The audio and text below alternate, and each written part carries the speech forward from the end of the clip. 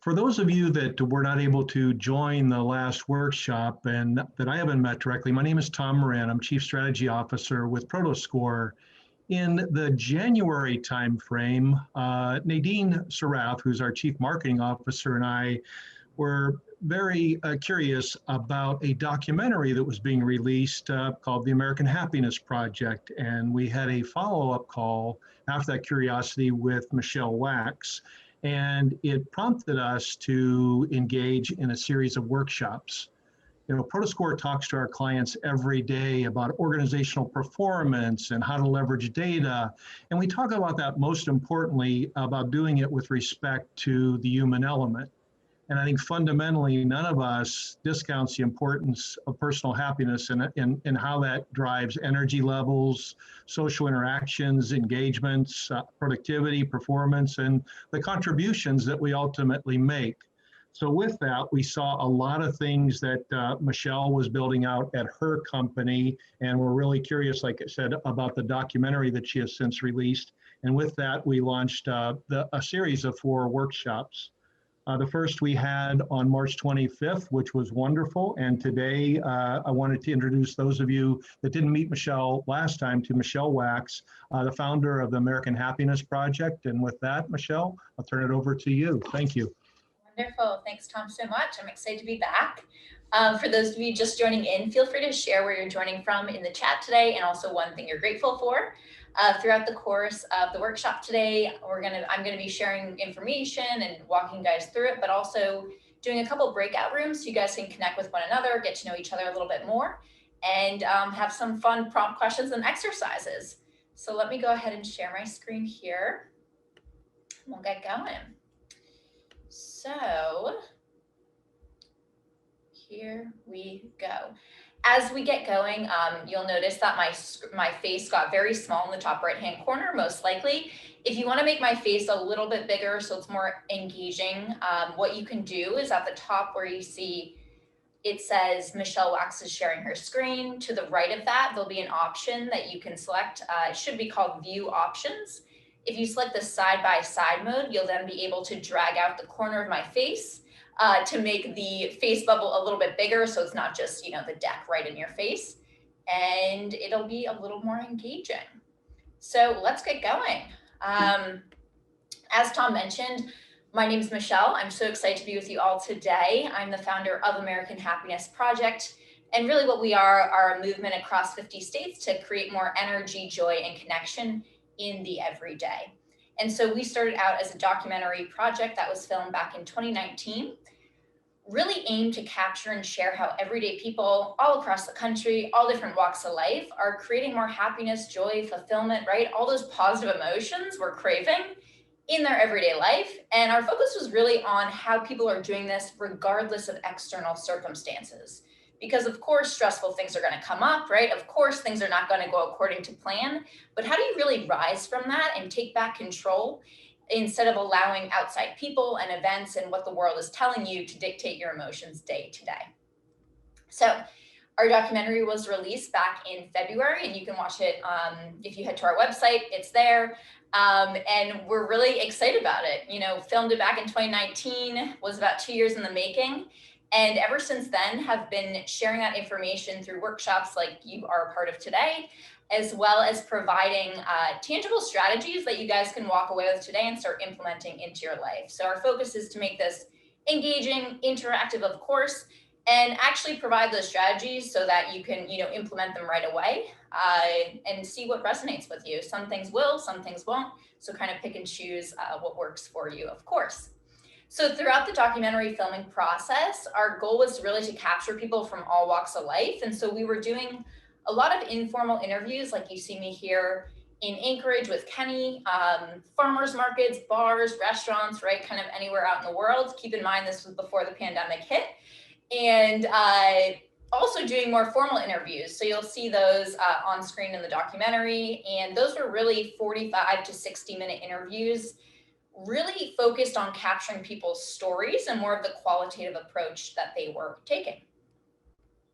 And so, you know, people from all walks of life, people that were, you know, if you were in attendance at the last webinar, you heard me mention some of these, but all of these people are featured in the documentary itself.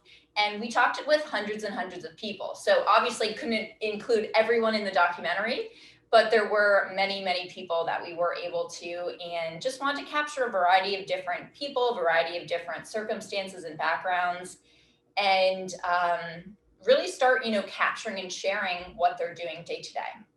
So now with the workshops and with the programs we do, we tie in the neuroscience of how the brain is wired and how that really affects your happiness, energy, positive habits, which is what we're going to focus on today. Because I personally, I think even though happiness isn't our brand name, it can be seen as a very fluffy topic, right? And so what we like to do and what's been impactful for, people as we've been doing these workshops is to ground it in science and also tie in those strategies from all the practical psychology research that we've done throughout the country. So interviewed hundreds of people throughout the documentary filming, and then continue to do that day to day to really have a pulse on what's working out there, but also what people are challenged with as well. So this is one of my favorite workshops because I think we all know, for the most part, what we should be doing, right? This is a phrase or a word that I hear all the time. It's good to eat healthy, to exercise, to go to bed early, to get enough rest, right? We all know what we should be doing, but it can be difficult to actually stick to positive habits, right? It can be very, very difficult. And we're going to get into why that is tied into the brain and how your brain's wired, and then start to, create our own action plans of positive habits that perhaps you're trying to implement or you had implemented at one point, but maybe fell off of, and how you can actually start sticking to that plan of action. So I'd love for you in the chat to share a habit that you want to implement. Maybe it's something new that you want to get into. Maybe it's something that you're doing a little bit, but you really want to dive deep into it. Or maybe it was something that you were doing at one point in your life, you fell off, never got back on. So feel free to share that because it's great to know, kind of where everyone is today. And this could be anything. It could be something super, super small. It could be a bigger life change you want to make, whatever it is for you. And also feel free to share, if you'd like, why that's important to you. Why does that actually matter, right? What impact is this going to make in your life? So today what we're going to be doing is getting into the simple neuroscience of habit formation at a very high level, right? You can dive into this deeper on your own time. But this was really, really interesting to me to learn because I found that for a long time, I like to think of myself as fairly self-motivated. I've been an entrepreneur for a while now. Before American Happiness Project, I own 2 companies in the food industry here in Boston. But, motivation and willpower, it really dwindles, right? We can't keep up that pace all the time. And so learning how habits were really created on a deeper level was really, really impactful and powerful. Of course, creating that step-by-step plan so that you guys can walk away today and have that plan ready to enact for your own positive habits. And also we're going to share some of the top habits that we've seen across the country. So now we've chatted with hundreds and hundreds of people, worked with thousands of people, right, in workshops just like the one you're part of today, and sharing those top habits of, what people that are waking up, they're feeling happy, they're feeling fulfilled, they're feeling energized. Of course, things come up that don't go according to plan, but what are they doing day to day to really create more positive habits and create more of those positive emotions that we're craving? So if you were on our webinar, I know there's a lot of new people here today. So I just want to do a quick refresh on our last workshop, which was on the science of happiness. And so really what we talked about was how neuroplasticity is your brain's ability to constantly change throughout the course of your life. So no matter what age you are, no matter what stage you're at, you can always create new positive habits, and you can always really improve the brain and shift it. This is a fairly new concept in the neuroscientific community. Up until a couple decades ago, most scientists believed that once you reach a certain age or a certain stage in your life, that's just how you were as a human being. That's just who you were. And that's where the common phrase, such as that's just the way he is, or that's just the way she is, came from. But it's been shown to be just the opposite. Your brain is constantly evolving, constantly adapting. So no matter what habit you've tried to implement and you haven't been able to before, or maybe you fell off of, you can always get back on and adapt. And you'll remember from last week, I compared this to the analogy of the forest of your mind, right? These trails are being blazed out to create a really, really complex forest within the mind, and creating all these different neural pathways, right? And the way that these neural pathways are formed that really construct how your brain is, that mindset that your brain is through your thought process. Everything begins with our thoughts. If I ask you to think of now, what's the next thought you're going to think? Just try to think about what the next thought is that you're going to think. You probably won't be able to tell me, right? Because everything begins with thought. Thoughts lead to our beliefs lead to our actions. And in this case, what we're going to be focusing on are those habits that we're trying to implement. All right. So these neural pathways that are carved out within our mind, starting with our thought process, right? Every single time we have a thought, no matter what it is, we are blazing out or reinforcing a trail that is already in our mind, right? Or creating a new one. So we have this really complex forest. Everyone has a different forest within their mind, right? Because everyone's had different experiences and interactions and events that have happened in their life. And these pathways are constantly being carved out and reinforced. All right. So these are all located within the subconscious mind, which is different than the conscious mind that most people are walking around trying to form positive habits with. And they're your habits of thinking, feeling, and acting. And this is, a great common example of a habit that you once didn't have and now you do have, most likely, unless you live in a major city or something like that, is driving, right? When you first learned how to drive, I know personally for me, I was in a parking lot and I almost hit about 7 different cars, right? I turned on the radio, my mom yelled at me, I turned it on, I turned it off, and then I tried to turn it back on, right? It's this really chaotic and it seems uncomfortable and unfamiliar process to incorporate. But of course now, most likely, you can drive, while listening to the radio, maybe talking on the phone, right? You can do all these different things because it's this habit that's embedded within that subconscious mind. Now, something I like to note in the form of positive habits, and I want to take a look at what you guys wrote down here, because most often, I see sleeping more, writing birthday cards, I love that. More thinking notes, exercise, reading, joining gym. Yes, amazing.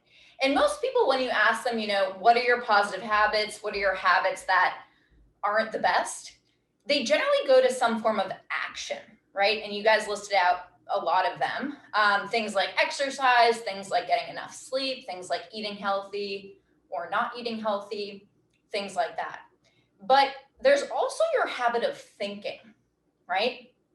What's your general thought process? Are you going to a place of opportunity? Are you going to a place of gratitude and looking for the good? Or is it just the opposite? There's also your habit of feeling. What is your default state of feeling, right? When you wake up in the morning, what's your default state? This could be thinking or feeling, right? And so as we go throughout the course of today, think about not only those habits of acting, but also of thinking and feeling, right? And so this could be anything you want to incorporate, perhaps being friendlier, right? Perhaps when you wake up in the morning, you're not miserable, you're looking forward to the day. These things are habits that we can start to incorporate. All right. And habits are what you believe to be true, what you do. And they're embedded again in this subconscious mind that really constructs the majority of the mind. And thanks to neuroplasticity, thanks to the ability of we're constantly having thoughts, those thoughts are firing, they're blazing trails within the forest of our mind. These can always change and improve no matter what you want to do. So every single time you stick to this positive habit plan that you're going to be creating today, you're reinforcing a positive trail in your mind. And something to note I want to restate from our last workshop is that your brain will always go down the easiest path, right? So our goal is to make it as easy as possible for our brain to go down the path that you want it to, all right? So we're carving in those grooves, those pathways, so that our brain goes to that place a lot easier than ones that aren't helping us as much, all right? So getting into what I mentioned before, your conscious mind and willpower, where a lot of people place focus on, they set the goal, right? They think if they just have the motivation or the willpower or they force themselves to do it, then it will create this positive habit that it will be a part of them, right? And this is just the tip of the iceberg, is the conscious mind. And this is something for many years that I tried to do, is I would set the goal, right? And I would force myself, basically, force myself to have the motivation and the willpower to get it done. And of course, that does work to a degree in some cases, but it's a lot more difficult than getting the subconscious mind involved. And keep in mind, this is where your habits of thinking, feeling, and acting are stored, is in that subconscious mind. And really what this is a massive chunk of ice below the water, right? Massive chunk of ice. That's a part of this iceberg. A lot of people just place focus on the conscious aspect of habit formation. But if we get the subconscious involved, it becomes a lot easier to implement positive habits, whether that be a habit of thinking, feeling, or acting. All right. And so your subconscious mind is basically, you could compare it to a journal that you're writing everything down in, a tape recorder, right, that you're recording everything in. Here's a screenshot of voice memos on your phone. Your subconscious mind is like this massive track record of your entire existence on this earth, all right? Every single thought, interaction, conversation, experience, event is embedded in the subconscious mind, right? All of these carvings of neural pathways are being formed every day, all day long.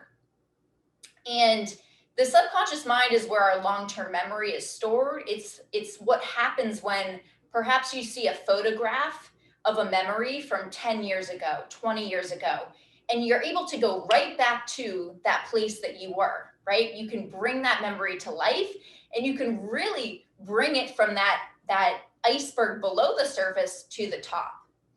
And that's really what's happening, is that when it's basically a retrieval system that you go to, the conscious mind goes to retrieve a memory, to retrieve anything that you've interacted with. All right. And another comparison to this is basically, just to give you guys a bit of a, I guess you could call it like a proportion, right? Many of us are looking to our conscious mind, our short-term memory, the creative mind, it's also called, to really force or motivate ourselves to create these habits. What that is this tiny mouse in the bottom right-hand corner, right? It's only about 5% or so of the mind itself. Your subconscious mind is that massive track record that has been keeping track of your entire life, right? Every single thought, interaction, event, experience. And so basically, if we're only using willpower or that, fleeting motivation, it's going to be very difficult to implement, right? Not impossible, right? But for long-term change, right? For something that you're not going to fall off of, or, maybe do for a week and then drop off for a couple months, come back onto it. We need to get the subconscious involved, because if not, it's like this tiny mouse going up against this massive jaguar, right? It's just not efficient, and need to get that subconscious involved. So even if we know what we should be doing, this is why it can be really, really hard to stick to it, right? We can't depend on that willpower alone to build positive habits. Have to get that subconscious mind involved. And so as we go throughout today, when you're determining what habits you want to incorporate, whether it be the ones that you wrote in the chat or, ongoing ones that you think of as we go along today or in the future, what you want to do is, of course, focus on what you can control. Okay, so it's very important to focus not externally on other people or locations or events or things like that, because as human beings, we really crave control and we crave certainty, right? Our brains were wired in our primal days to keep us safe and to keep us alive. And so we felt safe when we were in control. And this is why when things are uncertain, things are out of our control, it doesn't feel the best, because we crave that, because it's embedded into us and wired into us from our primal days to keep us safe and to keep us alive. So this is one of our primal needs. A couple others are variety, significance, and connection as well, but it is the number one. The two things you can always control are yourself and are your response, right? So a good example of this is if you're trying to exercise more, don't necessarily depend on the gym being open or being available at the times you want to go in order to partake in that habit, right? Make sure it's within your control and you're able to implement something that is within the control. The second aspect is to stay consistent daily. It's been shown that if you can just do a little bit of the habit, right, not some massive action, a tiny portion of the habit daily is better than even doing it every other day or every couple of days. It's better to stay consistent daily. And tiny shifts, right? Again, we want to make it easy on the brain, as easy as possible to start implementing these. Now, the fourth area that is was fairly new to me, you know, a couple years ago before I got into this work, was to make sure that any habit that you're creating aligns not with a goal, but with your identity. And we're going to get really deep into this today because your identity is embedded into the subconscious where those habits are really being ruled from each and every day. So most people, when they think of habits, you know, they have some end goal in mind, right? Maybe it's you want to lose a certain amount of weight. Maybe you want to have more energy. Maybe you just want to feel more fulfilled, right? Feel happier day to day. But we have some type of end goal in mind for the most part.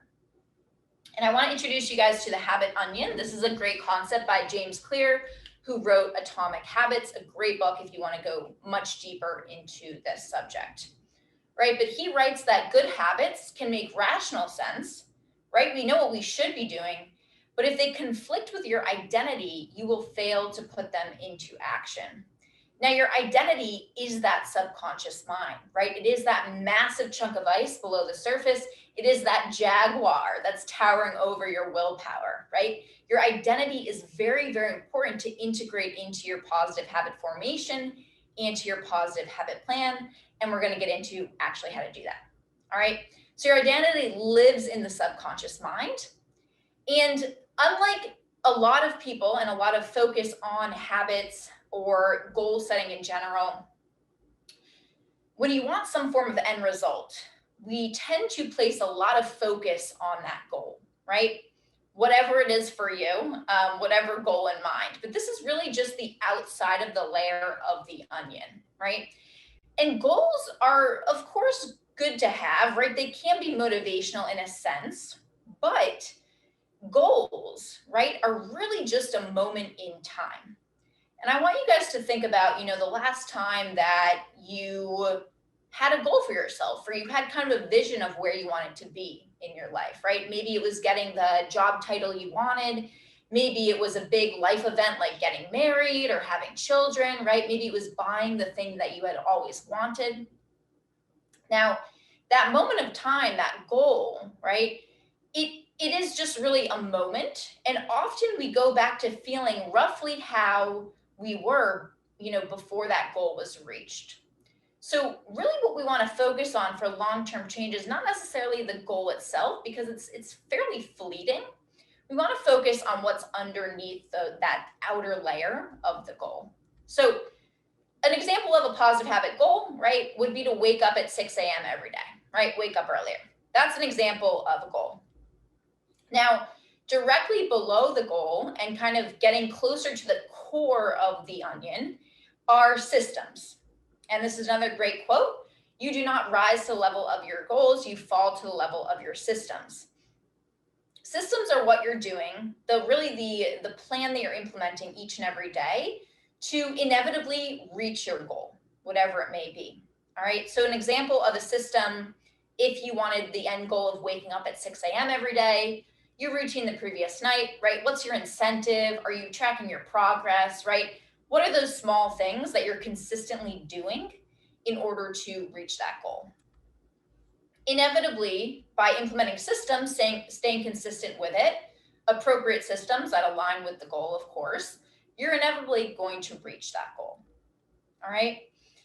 But getting into even deeper into the core of the onion is that identity. All right. And identity is really who you believe yourself to be. right?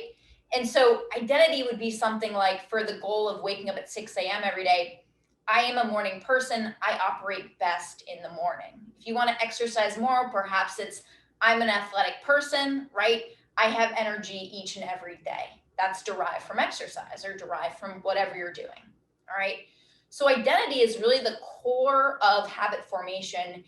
And the reason why it's so powerful to tie in identity with whatever goal you're creating, or habit, excuse me, is that your identity lives in that subconscious. It is that 95%. And if you can get involved, you can get the identity involved. What happens is that we always follow through on who we believe we are as a human being, right? If we believe we're a good friend, we're always going to show up. We're going to be there for our friends, right? If we're a teacher, we're always going to teach, right? If we believe we operate best in the morning, we're doing our best work in the morning. And so it's really, really powerful to work on who this identity is, right? What is the ideal identity that you'd like to have? It lives within that subconscious. It's extremely powerful and much more powerful than your willpower will ever be in implementing. All right. And as I mentioned at the beginning, really getting a hold around or a focus on these thoughts, these beliefs that are living in the subconscious, it leads to our actions, which lead to the outcome of our life, right? If we don't believe it's who we are, if we don't believe it's possible, we're going to start falling off of those habits that we're incorporating after, a week, maybe 2 weeks, right? If we don't believe that's who we are as a human being. So tapping into your identity is very powerful. And for our first exercise, I'd love if you guys can grab a piece of pen, not a piece of a pen, an entire pen and a piece of paper. And we're going to do a brief exercise. We'll just take a minute or two written. So grab a pen, grab a piece of paper. If you don't have one, feel free to, pull up your phone or something like that so we can just get this down. But we want to focus on, what is the ideal identity? How is that going to tie into the positive habit you want to implement today and into the future? All right. So a couple prompt questions I'll give you guys, or a couple phrases or statements if you need them, is, picture your ideal life. Feel free to close your eyes, take a second, picture your ideal life 2-3 years from now, right? And start with a prompt such as, I am so happy and grateful now that ... And just write about your life. What's happening in it? How do you feel each and every day? All right. Another prompt you could use is, I am blank type of person, and this matters because blank. And you can do a couple of those if you'd like, a couple statements. But this is a really good exercise to do every couple of months because things are always changing, right? And just aligning with, that ideal person that you want to become, right? How do you want to be feeling each and every day? I think often we look to outside achievements and accomplishments of who we want to become, right? Maybe you want to reach a certain stage in your career or in your life, but very rarely do we take time to consider, what are the emotions we want to be feeling on a daily basis, right? Do we want to be feeling constantly stressed and worried and all these different things? Or do we want to be feeling at ease, right? Joyful, calm each and every day. And so it's another great exercise to go through, is the emotions you want to be feeling in this ideal identity. All right. So how do you start creating an aligned identity, right? Making sure that you're tapping into that subconscious and we're making sure that we're using that to our advantage. And it starts with staying consistent with the systems you implement, right? So really keeping the promises that you're making to yourself, because when you're doing that, you're building trust within yourself and you're building confidence in yourself as well. So staying consistent is one area. Another is proving to yourself that you are that person, right? So whatever the positive habit is that you want to implement, right? Whatever the systems are you want to implement, making sure that you're doing this on a consistent basis and showing up and actually partaking in the systems, proving yourself. Again, we're reinforcing that trust and reinforcing the confidence within ourselves. The brain loves repetition. It loves when it can make things really easy and embedded, just like learning how to drive a car, because it's, has so many different things it can be using energy on. And so we really want to make sure that it's being consistent and it's being repetitive. Another way is to surround yourself with people that are the level that you want to be at or the type of person you want to become. And if you don't have anyone in your immediate circle who is like this, listening to content, to podcasts that are with people that you'd like to be at their level, or you'd like to have the habits that they have, right? Reading books, watching videos, right? Any type of content. If you don't have someone immediately in your community that that would be good to hang around and start implementing this. Now, something I want to touch upon here, and this is something that we're going to get into in a later workshop on using stress to your advantage. So definitely, register for that one if you haven't just yet after this workshop. But the subconscious mind is not really that accessible in our day-to-day life through things other than that repetition, that consistency, and implementing those systems. Now, a way to kind of tap into or hack, if you will, the subconscious and to tap into that 95% of the mind, that iceberg below the surface, right? That massive chunk of ice, that jaguar that's looming over your willpower, is through meditation, right? And also through self-hypnosis as well. Anything that would really lower the brain waves. Meditation is probably the most common thing to do. Now, what happens is that the reason meditation is so powerful is that when you're able to lower your brain waves, right, to this theta wave that you see on the screen or to the delta wave, what happens is that you actually open the door to the subconscious mind. So the slower your brain waves are, the more easily accessible that you are able to get into the subconscious mind. And so meditation, not only is it, of course, relaxing and it allows time to take time for yourself, but you're actually able to tap into that subconscious much more than if you're just operating at the beta level, which is what you're likely operating in right now, right? That's generally your waking hours. You're in this beta wave state, the very top line on the image here. So something to look into, and we'll touch upon more, on this in a later workshop, but it's best if you are meditating, or I guess easiest to get to this lower brainwave state, if you're going to meditate right when you wake up in the morning or right before you fall asleep. And the reason why is because, as you can see on this chart, your brainwaves are slower right when you wake up and right when you're about to fall asleep. And so if you're able to tap into that, when, on either of those times, it'll be easier to get into the subconscious and to start to rewire and really tap into those habits that are below the surface. All right. So let's get tactile here. We're going to start implementing your own positive habit plan. So feel free to, again, take out that notebook if you have it. First piece of this is, of course, self-awareness. All right. And it's most efficient for the brain. Again, we want to make this easy for the brain so that it goes down the easiest path to change an existing habit into a positive habit. All right. So think about what the current habit you're trying to change is.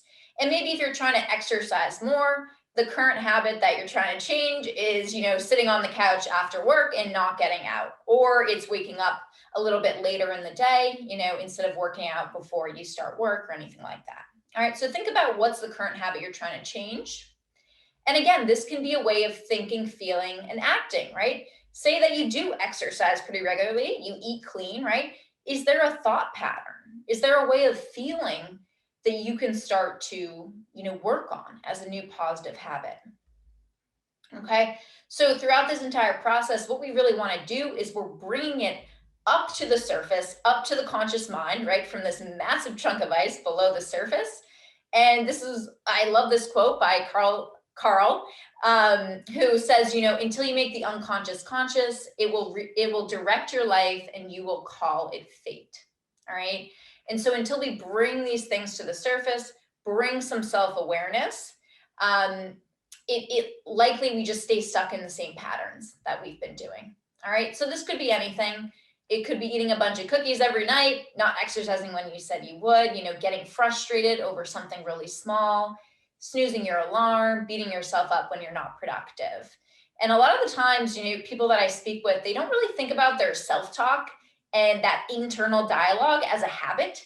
but it really is, and it's impacting us a lot more than we often even realize. Okay.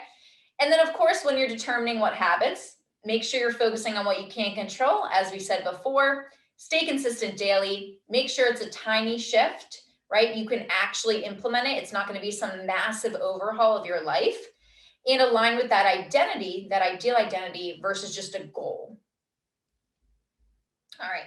So first step is to become aware of the habit you'd like to replace. All right.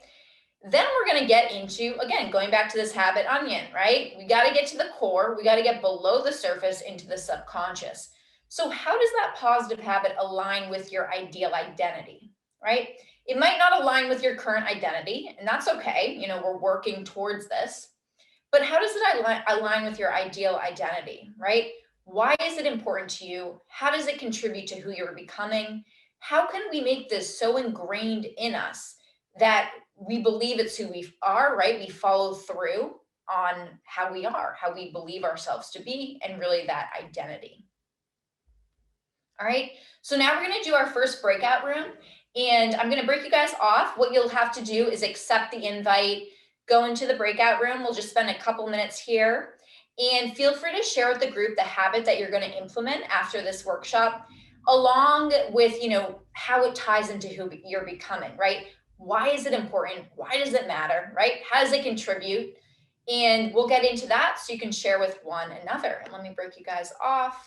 So the next step is, of course, what system can you start today to enact your new habit, right? Starting with the identity at the core, going out to your system. And your system is something generally really simple, right? So it could be a whole bunch of different things. A great way to develop systems is through habit stacking, creating systems based on things you're already doing, right? Things like brushing your teeth, things like checking your emails.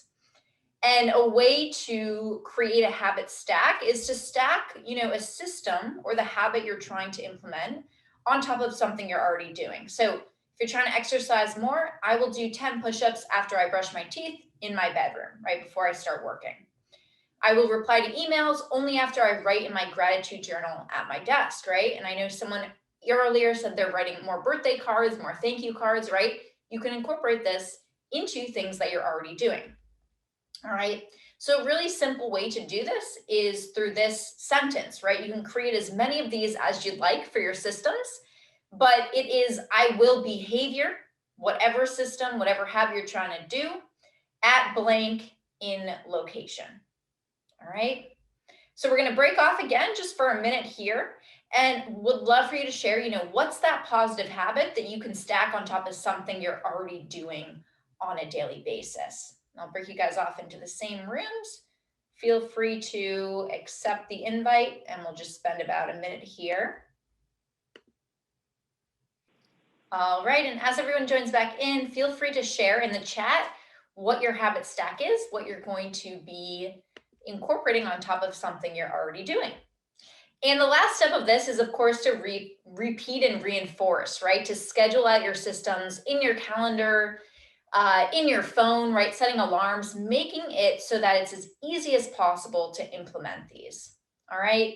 To make it so that it's as easy as driving, right? Or as easy as anything that you're doing so naturally, like brushing your teeth, right? Every time you stick to a positive habit plan, you're reinforcing these trails within your minds.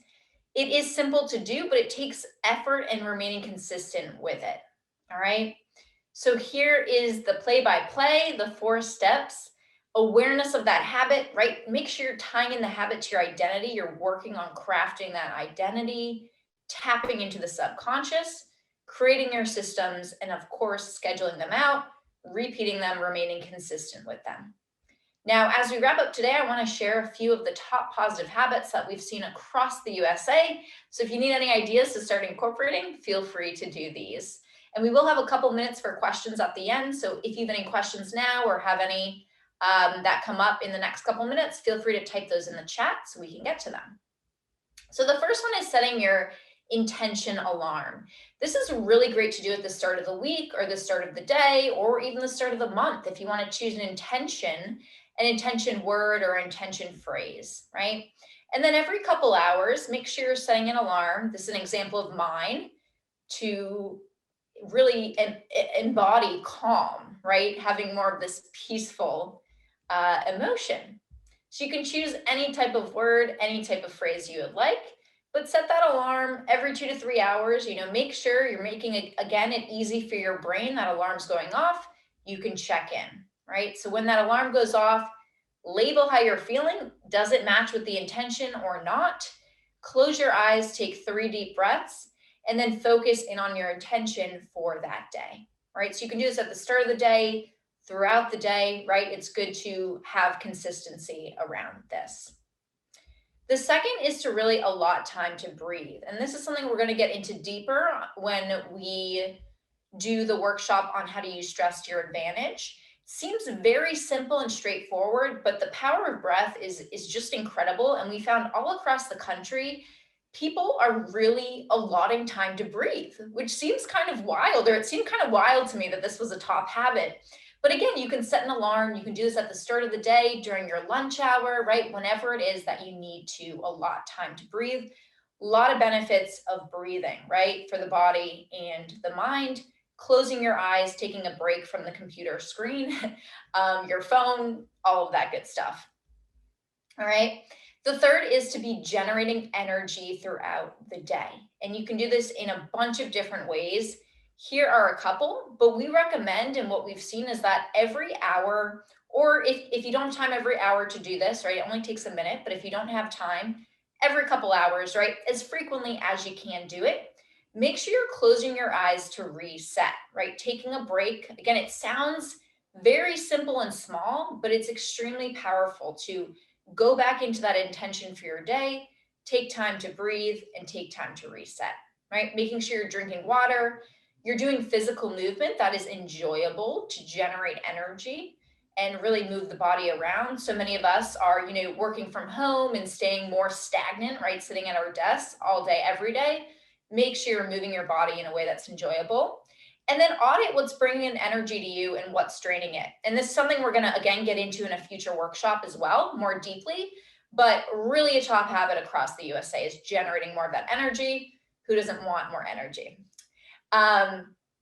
So we also want to make sure we're tracking our progress, right? Because it can be very easy to forget, right? We have so many thoughts going through our mind, up to 60,000 per day, that unless we're tracking our progress, tracking what's going well in our life, we can forget. And so make sure that you're either writing this down in a journal, you can get a calendar, or even just take a piece of paper, make your own calendar, and just make sure you're Xing off every single time you stick to that system, right? Remember, what this is, it's building identity, and it's building that confidence and trust in the subconscious. And we always follow through on who we believe we are. So if you see yourself making progress, tracking it, right, you're building that confidence and trust in yourself. And that really is the most powerful thing you can do to build positive habits. All right. Accountability is also very, very powerful to do. If you can have someone, a friend, a family member, you can, of course, do this via FaceTime or text message, whatever it is you're trying to incorporate. Get someone or, join some community that you're able to stay accountable with. This not only helps build identity for the level you want to be on, but make sure that, it's actually someone that's going to hold you to it and is not just going to kind of let you slide, right? So let me see what time it is. I know I don't want to keep you guys over. So I guess for in the chat, if you'd like to share, just because I want to see if we have any questions and make sure you guys get out on time. Instead of breaking off into groups, think about to yourself, write this in your notebook. If any of you are in sales, this is kind of getting ahead of the objection before the objection is brought up by the other client or the customer, right? What do you anticipate getting in the way of your habit plan, right now? Maybe you've fallen off of it before. Maybe you're implementing something new, right? What do you anticipate could be a barrier or could cause you to kind of fall off of it? How are you going to counter it? So think about that as you're enacting this after the workshop in the days to come, right? It likely will happen where something's going to get in the way or you're going to lose focus, right? How are you going to counter it, and how are you going to bring back to this moment in time where you're deciding you're going to implement the positive habit? All right. So that's it for today. These are the 3 topics we went over. Let me see if we have any questions here as we keep going. I don't think we do at the moment. So yeah, we're doing a couple other workshops, and I'll stop the share now if Tom, you want to chime in on those, but feel free to always reach out. I'll put our email here if any questions come up afterwards. And I'll also leave the link to the documentary too, if you're curious to check that out. Thank you guys so much. Michelle, thank you very much. Our next workshop, our third, is on April 22nd. Michelle is going to be facilitating discussion about how to generate energy to drive productivity. And then the final, the fourth, will be on May the 5th, which is using stress to your advantage. So Michelle, thank you once again very much. Thank you to everyone that joined us today, and have a fantastic finish to your week, everyone.